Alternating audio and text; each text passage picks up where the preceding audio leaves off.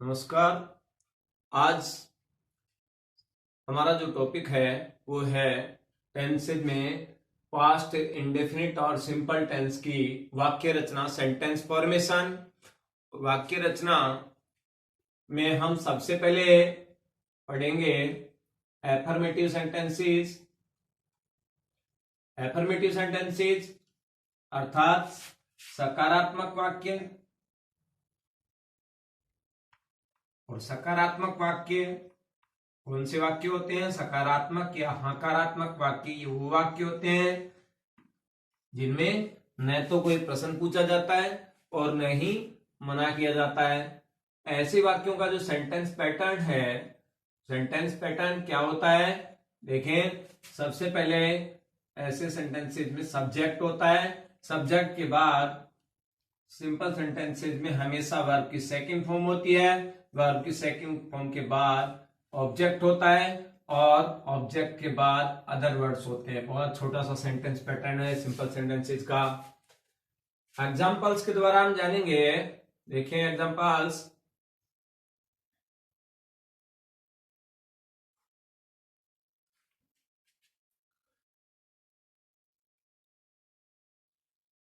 राजेश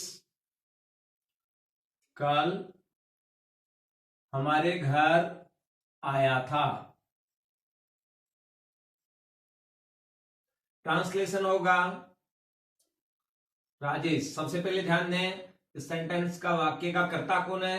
राजेश। घर आने का काम किसने किया? राजेश ने। तो राजेश सब्जेक्ट है। राजेश काम क्या किया?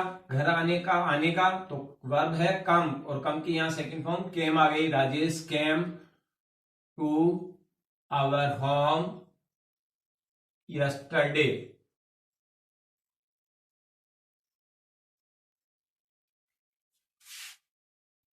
ध्यान दें, इसमें अगर हम एक एक चीज को सीखें, देखें तो यहां राजेश तो क्या हुआ? सब्जेक्ट। केम क्या है? वर्ब की सेकंड फॉर्म। वर्ब कम है, कम की सेकंड फॉर्म है ये केम। और अब यहां ऑब्जेक्ट कहां आया था? To our home. ये इसमें ऑब्जेक्ट है, और ये बाकी जो है अदर वर्ड्स में आ गया यस्टरडे। एक तरह से वाक्य की पहचान अगर देखें हम, हिंदी के वाक्य की पहचान, तो हिंदी के वाक्यों में आपको बताया था या था, ई थी आता है, यहाँ या था, और यहाँ इसमें यस्टरडे आ रहा है। इसलिए हम सिंपल सेंटेंस होने के कारण वर्ब की सेकंड फॉर्म कम की सेकंड फॉर्म केम भर देंगे। इसी तरह से सेकंड एक और एग्जांपल लेते हैं। हमने एक बार एक कहानी सुनी थी।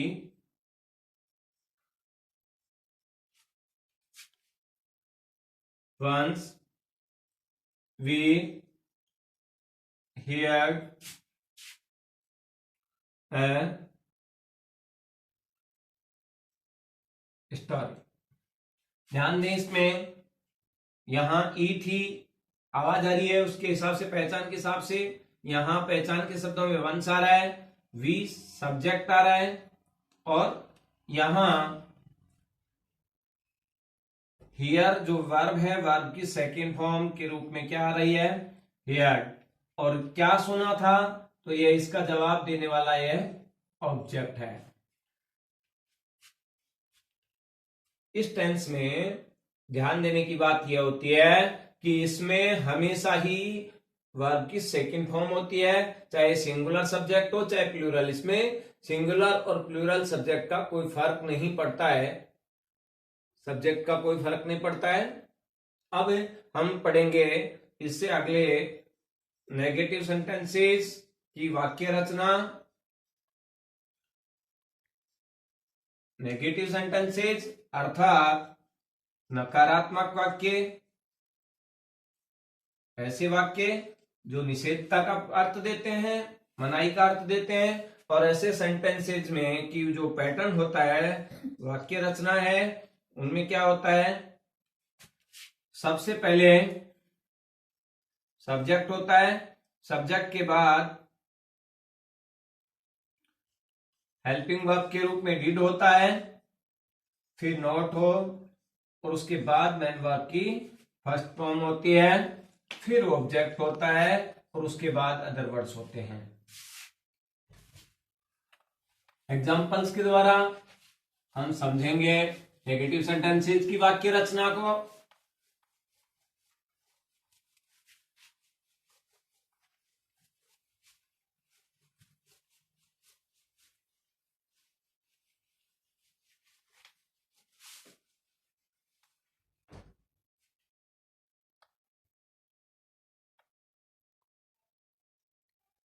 देखिए एग्जाम्पल्स।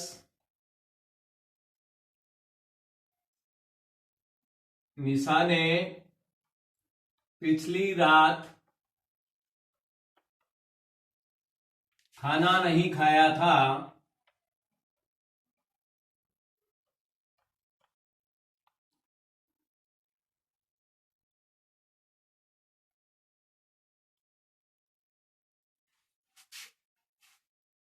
ट्रांसलेशन होगा, Nisha did not eat food last night. Exam में आपको यहाँ करेक्ट फॉर्म जब भरवाएंगे तो इसमें नेगेटिव में पहले तो नेगेटिव की पहचान के लिए नॉट दिया होगा और यहाँ जो है वर्ब की फर्स्ट फॉर्म के रूप में ही दिया होगा। अब आपको जो है भरना क्या है और क्यों भरना है ये हमें जो है देखे ध्यान से समझना है कि इसमें आपको भरना पड़ेगा। जैसा कि आपको पहले बताया था, डिड नॉट और ईट नेगेटिव सेंटेंसेस का जो पैटर्न है उसमें ध्यान दें। यहां निशा सब्जेक्ट है और डिड नॉट और वर्ब की जो है फर्स्ट फॉर्म आपको जो पैटर्न में दिखा है उसके हिसाब से हो गया। फूड इसमें यहां ऑब्जेक्ट है तो यहां ये नॉट प्लस क्या आ गया है, डिड नॉट और वर्ब की फर्स्ट फॉर्म आ रही है। दिख रहा है ऊपर क्लियरली जो आपको फॉर्मूला में लिखा है वही बात है। तो इस तरह से ये अदर वर्ड्स फिर होंगे। अब पहचान की बात करें तो यहाँ या था आ रहे थे और इसमें लास्ट नाइट पहचान का शब्द है, इसलिए हमने नेगेटिव के कारण से नॉट लिया है और नेगेटिव में और इंटरोगेटिव में आपको बताया है कि डिड और वर्ब की फर्स्ट फॉर्म का यूज होता है। एक और एग्जांपल लेते हैं, प्लूरल वाला ले लेते हैं। ये सिंगुलर सब्जेक्ट था। अब इसी तरह से हम प्लूरल सब्जेक्ट में भी देखते हैं।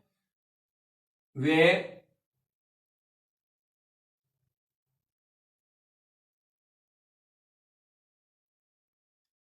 पिछले साल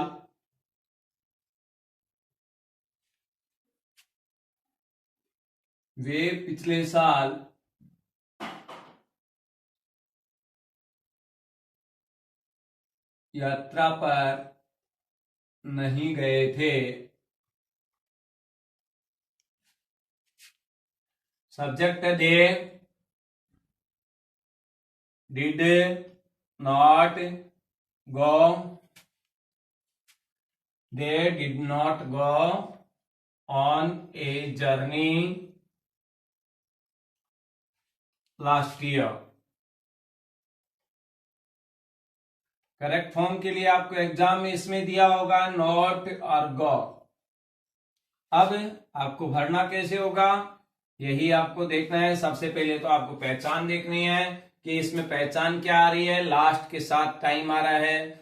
पहचान के शब्दों में मैंने बताया था कि लास्ट नाइट आ जाए, लास्ट ईयर आ जाए, लास्ट वीक आ जाए, लास्ट के साथ कोई भी टाइम डिनोटिंग वर्ड आ जाता है तो वो फिर जो है इस टेंस की पहचान है। तो लास्ट ईयर आ रहा है। अब यहाँ आपको बताया कि सब्जेक्ट सिंगुलर हो या प्लूरल उनमें सभी में इसमें क्या आता है, नेगेटिव और इंटरोगेटिव सेंटेंस में डिड होता है और वर्ब की फर्स्ट फॉर्म होती है। अब नेगेटिव है तो नॉट बीच में हो जाएगा।